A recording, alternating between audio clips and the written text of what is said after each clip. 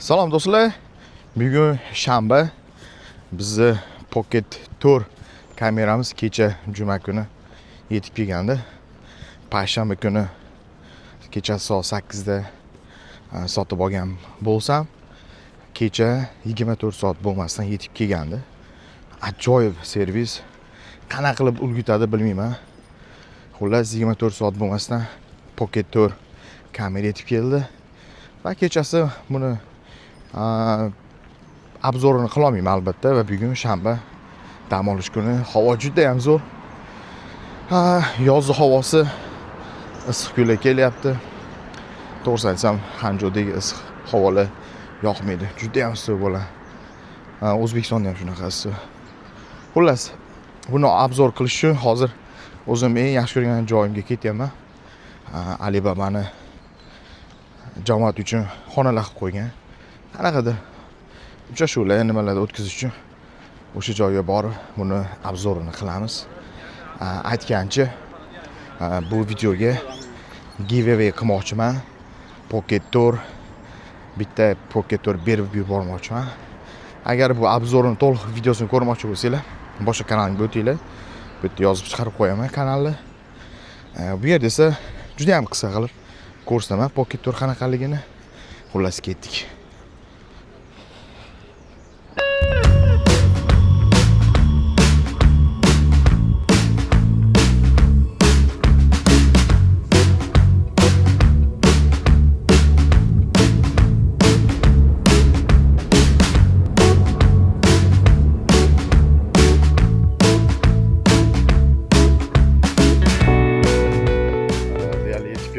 Bu joy Alibabaga tegishli hisoblanadi.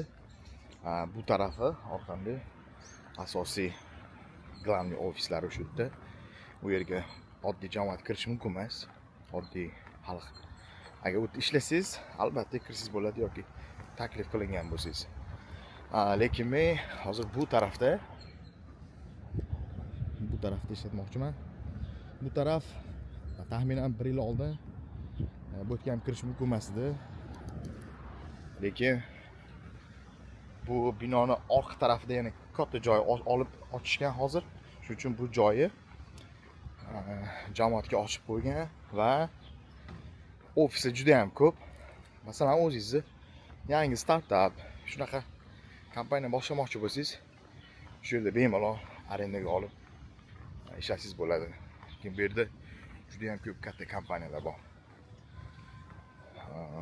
Qulayliklar ko'p.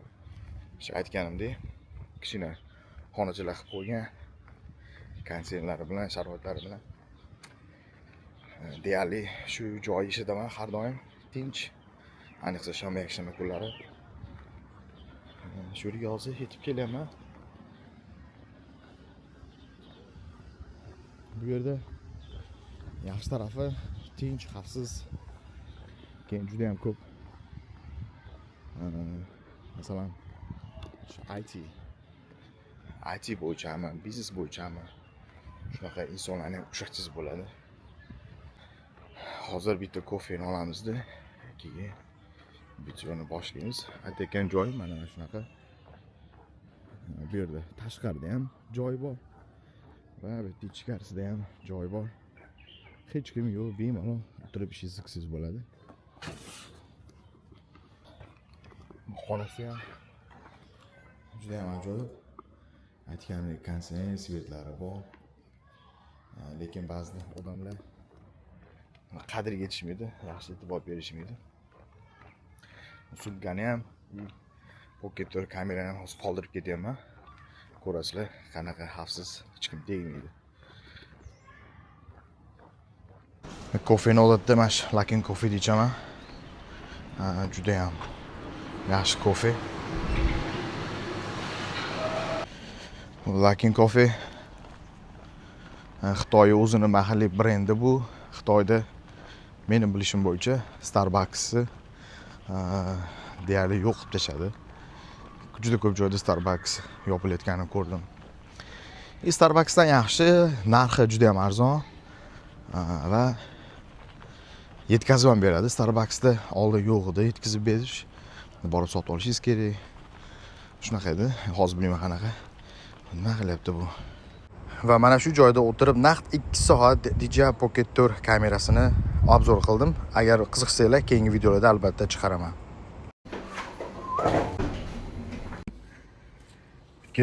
Kimdir bayrog'ini osib qo'yibdi. Tashqarida hamma ko'radigan joy. Odatiy hol. Juda ham ajoyib odamlar bor. Endi buni qaranglar. Bunisini ko'ring. Bu nima qilyapti? Kiyimsiz quyosh nurida mazza qilyapti shekilli, lekin boshqa joyda bo'lsa yaxshi bo'lardi. Xullas, ajoyib insonlar ko'p. Dronni olib chiqdim, dronni yana uchirmoqchiman sizlarga. Atrof ko'proq ko'rsataman. Qiziq narsalar bor.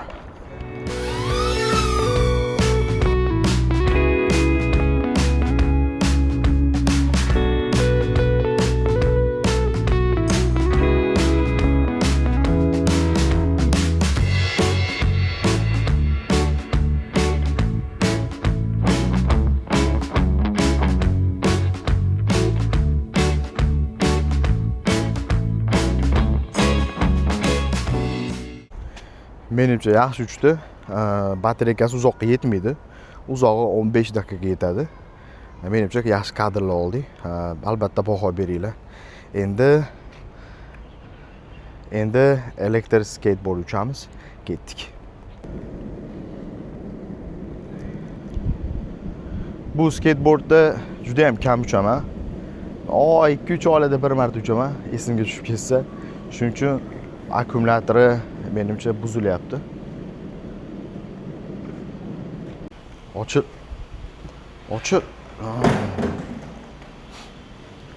Bemalol bu pultda boshqarib ketsam bo'ladi. Aslida oddiy skateboardda ucha olmayman. Juda ham xavfli. Bunda ko'p praktika qilganim uchun ozgina qo'rqmayman.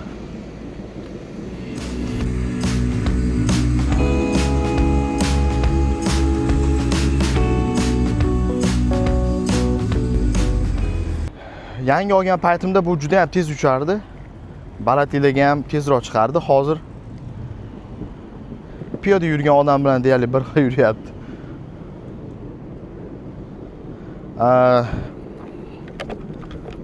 Bu dronni o'zingizga ergashtirib uchirsangiz bo'ladi, boshqarmasdan. Hozir shuni sinab ko'ramiz, qanaqa ishlaydi. Xo'p, bu yo'lda odamlar kamroq, ham mashina yo'ldan uzoqroq. Lekin daraxtlar bor, ko'ramiz qanaqa uchadi. To'lamizda chiqaramiz. Zarat yetsa bo'ldi. Follow 3, 3, 2, 1. Xo'p. Dron tayyor. Uchyapti. Ko'ramiz, orqamizga ergasha oladimi yo'qmi? Sizlarga kamerada ko'rinyaptimi bilmayman. Xo'p, ergashyapti. Ko'rinayotgan bo'lsa, bu kadrni ham qo'yaman.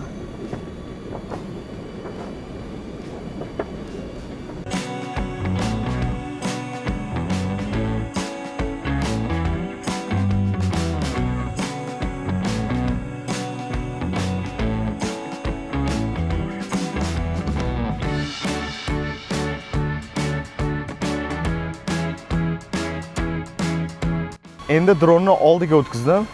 Ko'ramiz, oldida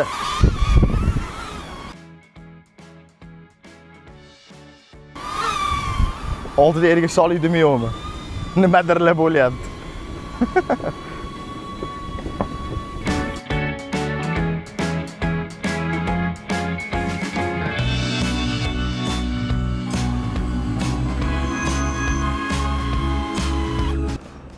Lekin gap yo'q, juda ham arzon dron, shuncha narsani yaxshi bajaryapti.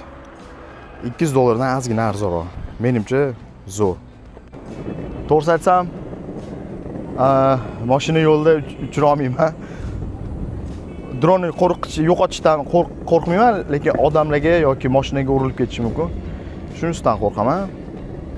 Yaxshi uchirmagan yaxshi. Skateboard esa juda ham sekin yuryapti. Hozir bitta odam yurib shunga yetib oling. Ko'rsaman qanaqa tezlikda ketayotganimni. Xo'p. Ana bu odam yurib ketyapti.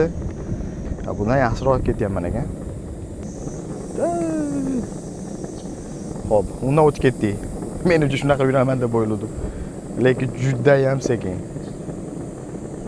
Yangi olganimda hatto o'rnidan siljishi juda tez edi.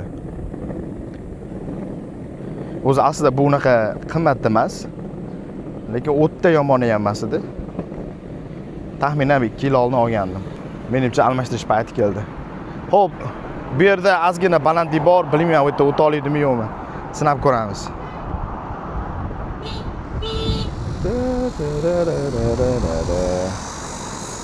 Qaranglar, o'zi sekinlashib boshladi. Juda ham sekin.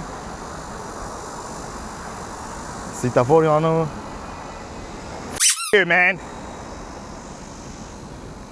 Bu yerda ko'prik bor, ko'prik lekin anchagina baland. Menimcha sekinlashib boshladi. Hali ham yuryapti. Ko'rdinglar, bu yerda juda ko'pchilik qonun qoidaga uncha e'tibor bermaydi. Ayniqsa bizda O'zbekistonga o'xshab piyodalarga yo'l berishi deyarli qilmaydi. Shuning uchun Xitoyda yurganlarda ehtiyot bo'lasizlar. Endi bu binoni qaranglar. Hozir mana shu binoni u tarafiga ketyapman. Sababi u yerda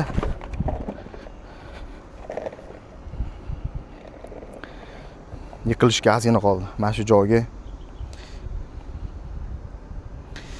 joyga tiqilib qoldi. Bu binoni u tarafda yana ajoyib bino qurilgan. Bu deyarli hammasi bu ko'chalarda high tech kompaniya tegishli. Bu piramidaga o'xshab qurilgan bino. Balkim bilasizlar, balkim bilmaysizlar, Vivo kompaniyasiga tegishli telefon ishlab chiqaradi. Hozir men bor ekan bino esa Alibabaga tegishli. Alibabaning juda ham ko'p binolari bor va bunaqa joyga yana kelyapmiz.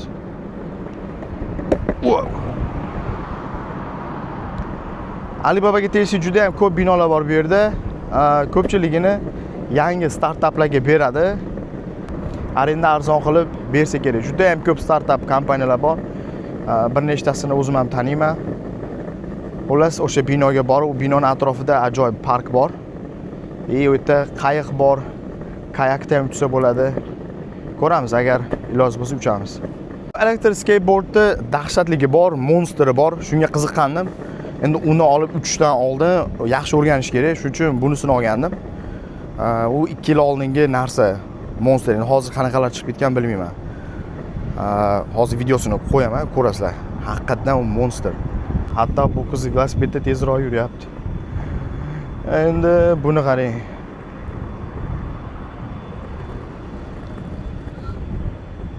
Tezroq yur.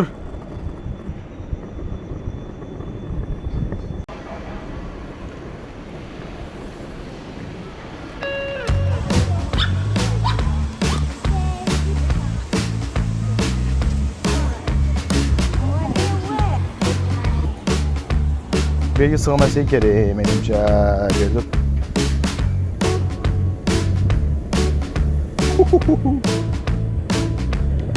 Bu yerda deyarli har kuni piknik qilishadi, lekin shanba yakshanba kuni juda ham ko'p bo'ladi. Bolalari bilan, o'rtoqlari bilan chiqqanlar. Lekin men bu yerda kayakda uchmoqchiman, agar ruxsat berishsa, ko'ramiz.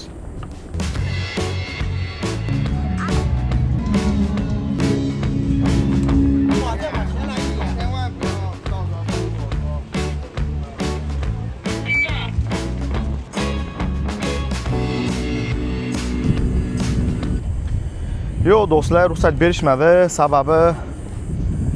Sababi o'chirt ko'paygan, navbatda turganlar.